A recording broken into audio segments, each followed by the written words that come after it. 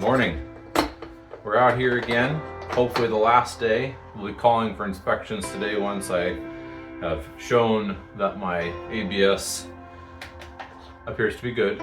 I did not have a bike pump that would work for this, and what we're doing right now is we're getting some pressure. 40 psi of pressure is what this says. So this is a 2-inch plug for this shower basin, and basically it says just inflate, I'm sorry, I can't read that.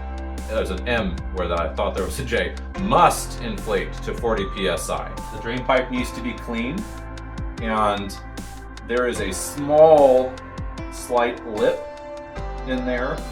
Definitely need to clean. There's a good thing right there. It's very dusty. First things first, we're gonna get ourselves hooked up to this compressor. What naughty human left this with pressure? Naughty, naughty. I think that was me.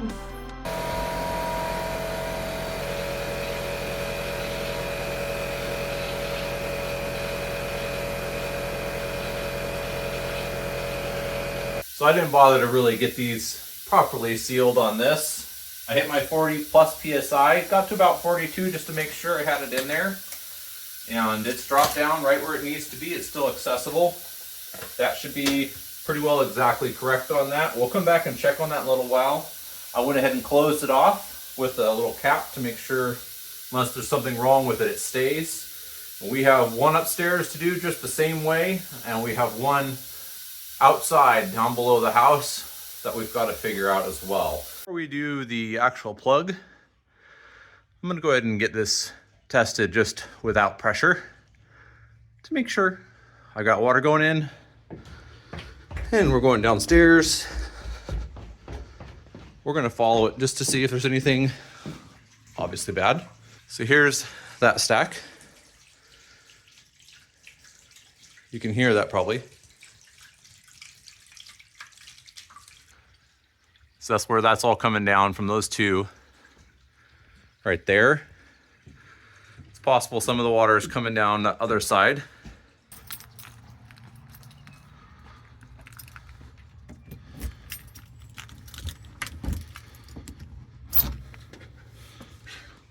All right, and it's gonna be way too dark without my flashlight, so lots of happy sounds of gurgling. Haven't seen anything yet. We're gonna turn up the water full pressure. So we have all of the pressure stops, I guess would be the universal term for them. We have those expanding, rubberized balls that you insert. What do they call those? Yeah, they're test balls. They are. This is getting awkward. So we have all of the pressure stops in place. We have the test balls all installed. There's 2 of those in the showers at 2-inch and 1 in the main line at 4-inch. And they're all to pressure, and they are waiting for the actual test to start. So this is a toilet mount, a toilet flange that has an integral test piece on it, and a cap. And provided it hasn't been damaged by my children, and since it's been installed, that is ready to go right out of the box, and then you hammer it out when you're ready to install the toilet. Here at the kitchen sink and in a couple of other places, you would expect there to be something, but there doesn't need to be at this stage. We're going to be putting in a I forget what the exact name of it is, but basically it's a Studer vent. That's what it is. And it just comes up and vents this without having to do the island vent, whole shenanigans, which is allowed here in Oregon under our plumbing code. So I'm doing that. And for now, it's just capped, and that's fine. The bathrooms are the same way. All 3 of them at the sinks are going to have an air admittance valve, and that just worked out better. So I've just left it in the plastic for now, but that is a test cap as well, and it's built into this little pre-built box, and I believe it's out to 15 psi, same as the other test kits, and that's plenty. Here's the kids' tub shower, and in this one it has a little crossbar, unlike the actual showers. That's for you to be able to mount in your plunger, your closer to keep it, turned into a tub. And so there's a threaded spot down in there, and I can use these. This is a little twist in with a seal.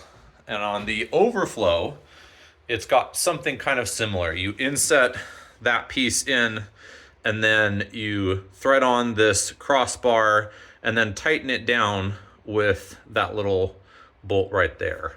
Almost forgot to mention, I actually do have one more thing. That's this guy. Same as in the bathtub, same concept, I guess. And I bought this one without a test plug, so this will fill it. It's got little grippers, and you just tighten that down same way.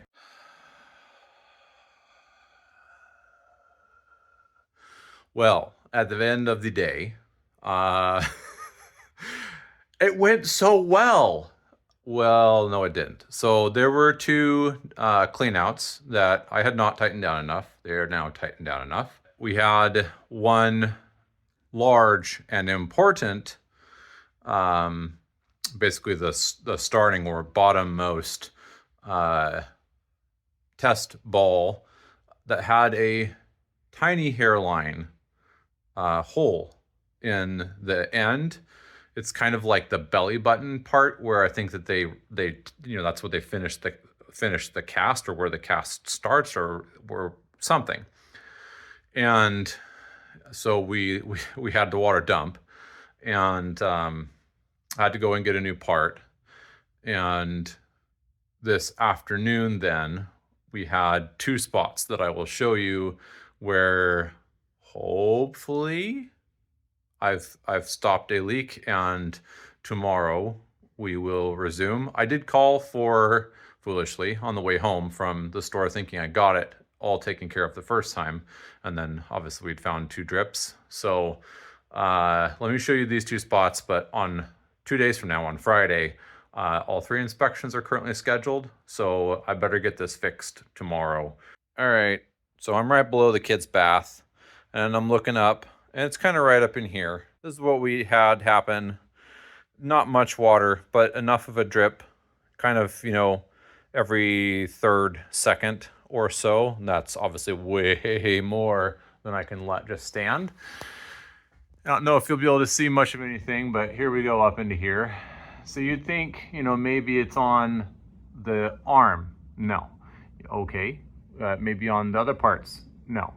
Down here? No. So I will take you up there and show you, but essentially it's dripping from those two white spots. Here's the other spot. So this is under the master shower, and that on this side, there's a pipe as well, that black looking void. That's not the leak. That goes into laundry, and it was fine. But this was having a problem. It's not the shower arm. It's not the P-trap. It's somewhere up in here.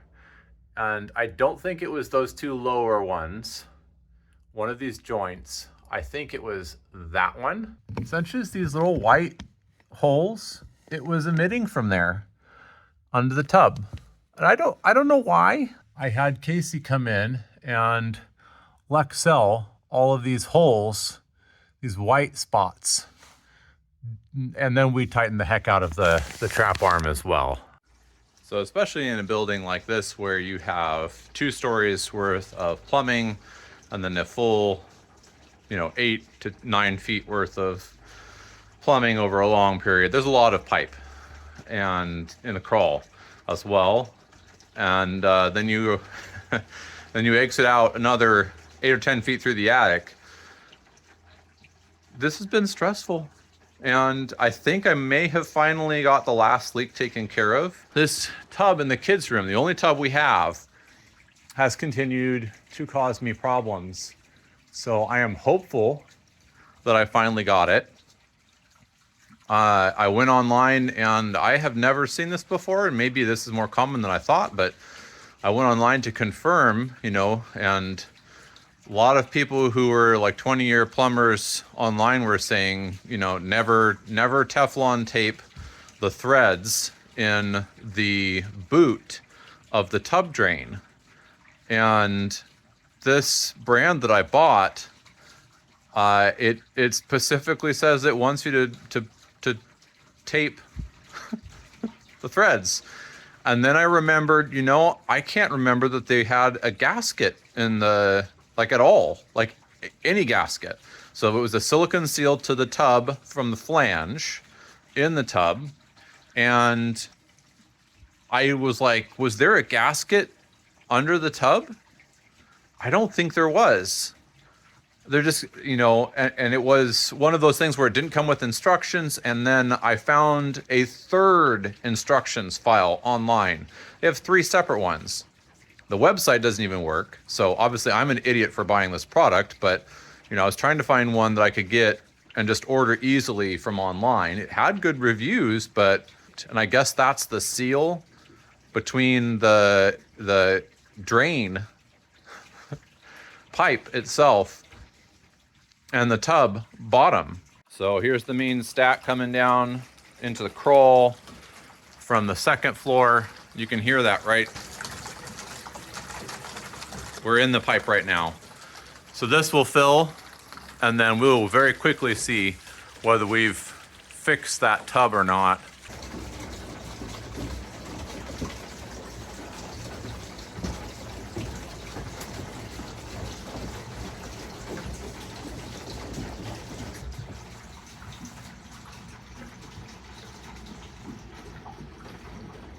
All right, so that's headed up into that 2nd floor stack that then goes up to the vent now.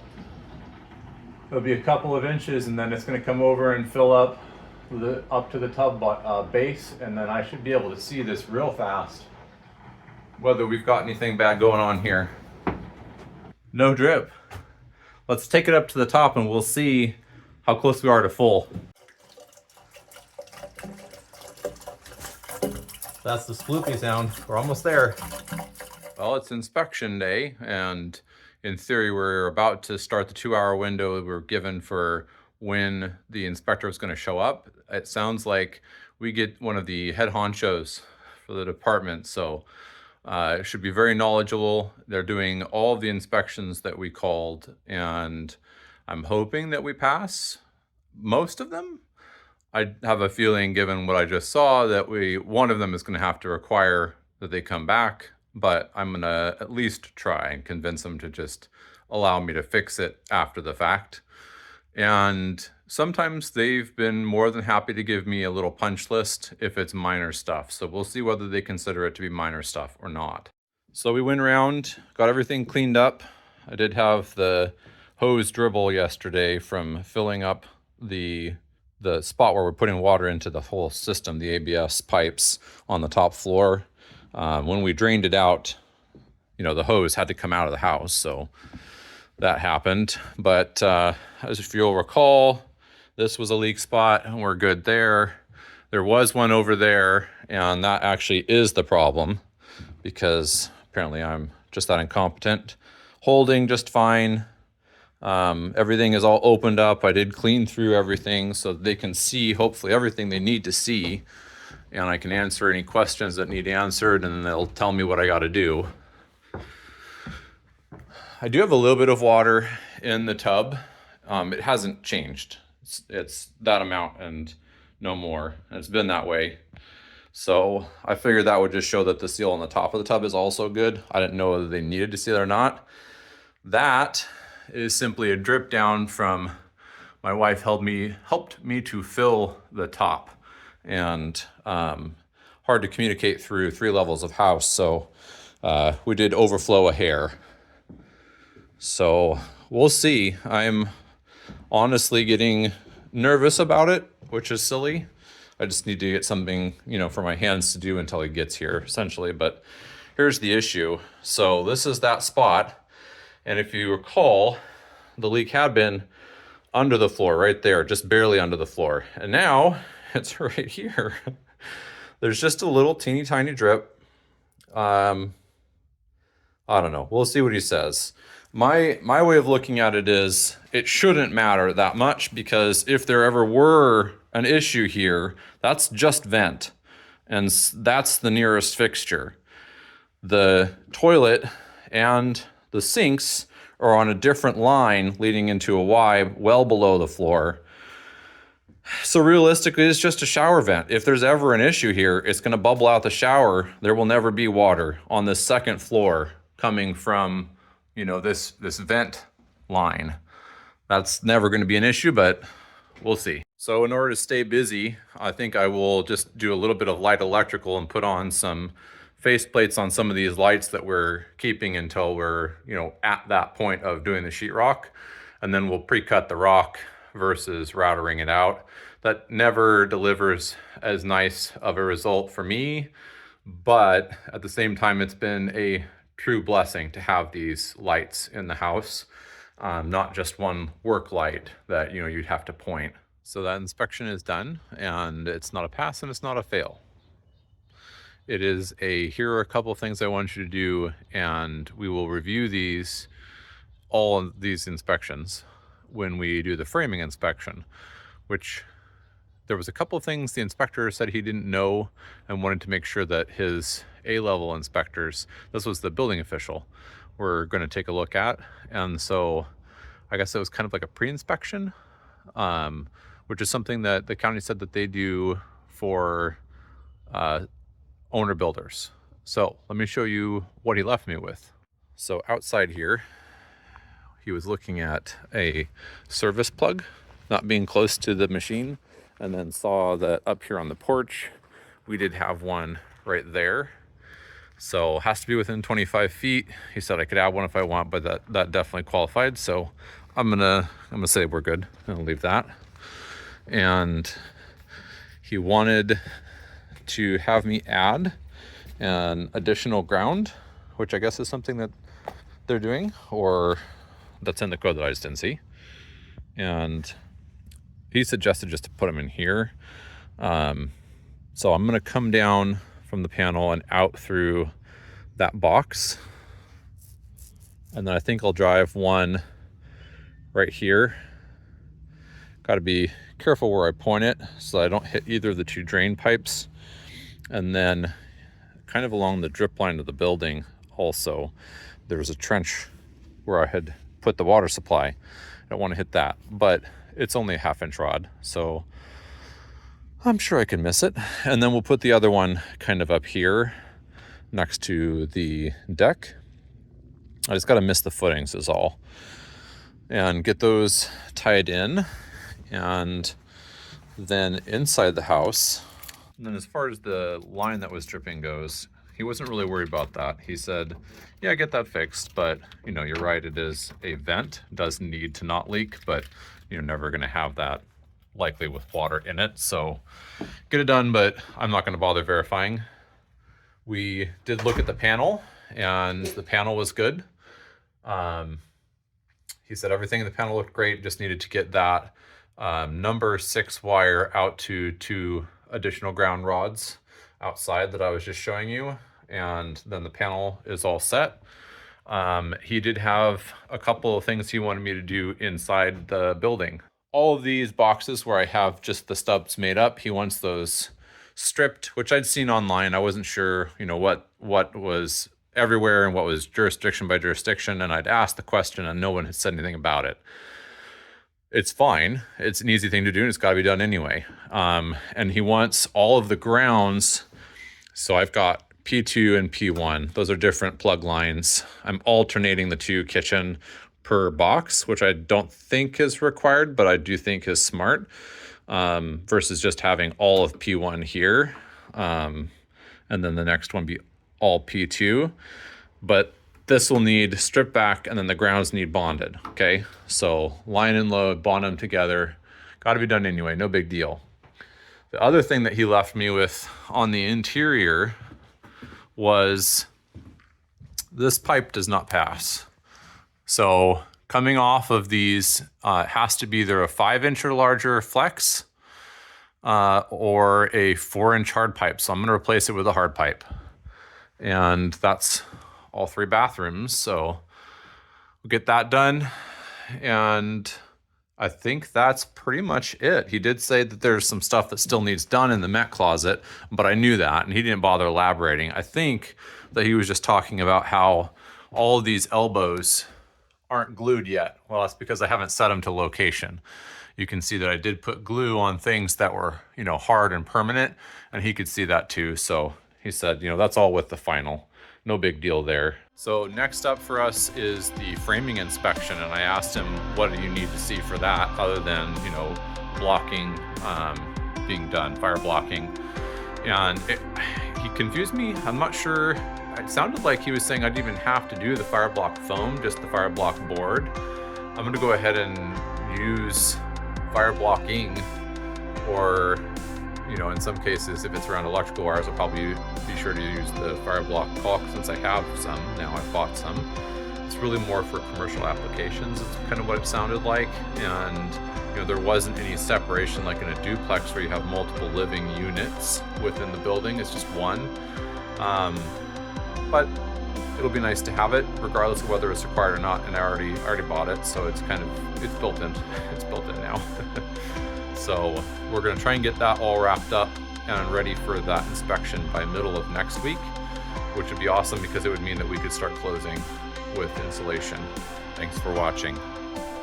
Next time we'll catch up with each other. I should hopefully have the results from the framing inspection, because this won't, what I have left to do won't take me hardly any time at all. I hope you have a great rest of your day, and we'll see you next time.